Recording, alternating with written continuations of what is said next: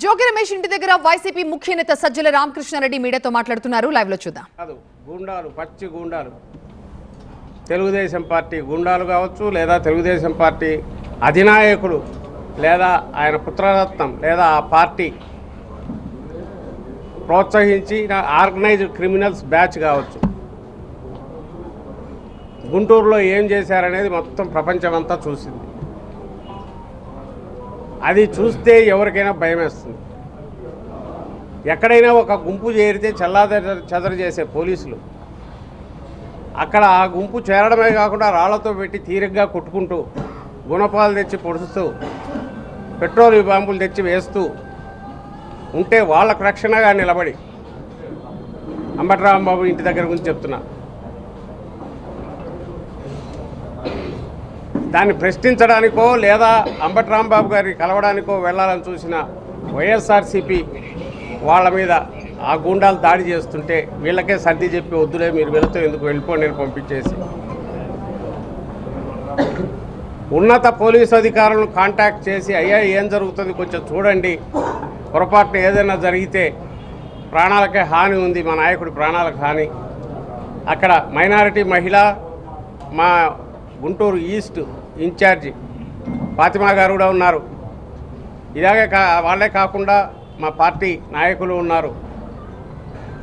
వీళ్ళందరినీ జాగ్రత్తగా చూసుకోవాల్సిన ఇది ఉంది కాబట్టి మీరు కొంచెం చొరవ తీసుకొని నేను చెప్దామని మా నాయకులు ప్రయత్నం చేస్తే ఉన్నతాధికారులు ఒక్కరు దొరకకుండా ఫోన్ కాంటాక్ట్లో కూడా వ్యక్తిగతంగా కలుద్దామని పోతే ఎస్పీ వెళ్ళిన వాళ్ళలో మాజీ హోంమంత్రి, మహిళా నాయకురాలు సుచరిత గారు కూడా ఉన్నారు.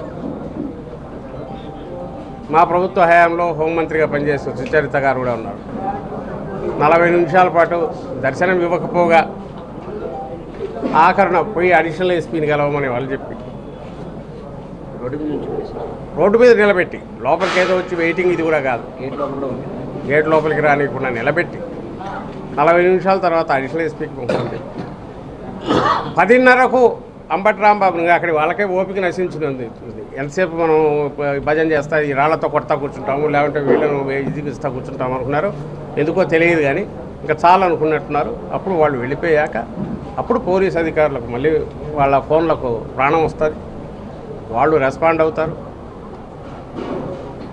రాంబాబును ఎవరైతే విక్టిమో ఆయన అరెస్ట్ చేసి తీసుకెళ్తారు.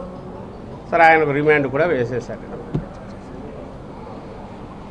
అది జరిగి నిన్న మేమందరం అక్కడికి వెళ్ళి మధ్యాహ్నం వెళ్ళి ఏం జరిగింది అని చూసి, ఏమి ఇంత ఘోరం జరిగింది, అందరూ రెసిడెన్షియల్, అది ఎవరికైనా జరగచ్చు రేపు.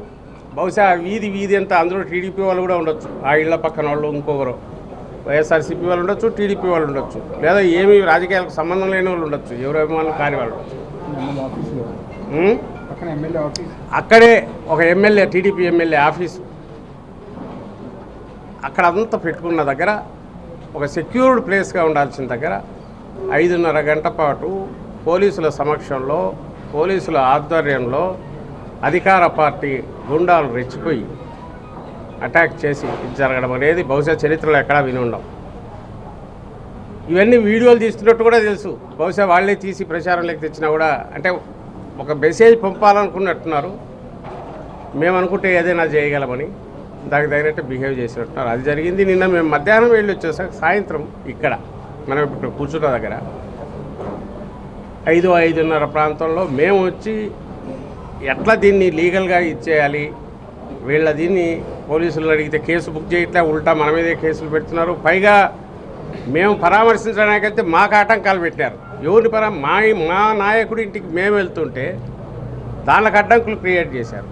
లోపలికి వెళ్ళడానికి వాళ్ళని రిక్వెస్ట్ చేసుకొని వెళ్ళాల్సి వచ్చింది. ఈ ప్రత్యర్థులు ఎదుట అటువైపు నుంచి అటాక్ చేసినప్పుడు ప్రొటెక్ట్ చేయాల్సిన వాళ్ళు ఆ రోజేమో వాళ్ళకు ప్రొటెక్షన్ ఇస్తారు. మా నాయకుడి ఇంటికి పరామర్శిద్దామని మేము వెళ్దామంటే మాకేమో అడ్డంకులు క్రియేట్ చేస్తారు. ఇది మర్చిపోకముందే నిన్న సాయంత్రం జోగి రమేష్ గారి వీళ్ళు ఇక్కడ, ఇది కూడా మీ అందరికీ తెలుసు.